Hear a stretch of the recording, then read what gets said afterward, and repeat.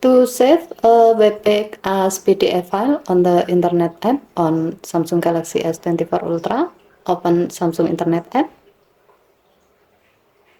Open the required website. Tap the three horizontal line icon at the bottom right. And then tap Print or PDF. Tap the down arrow icon next to the printer name. And then select Save as PDF.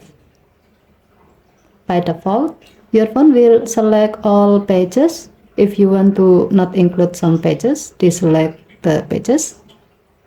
Next, tap PDF icon.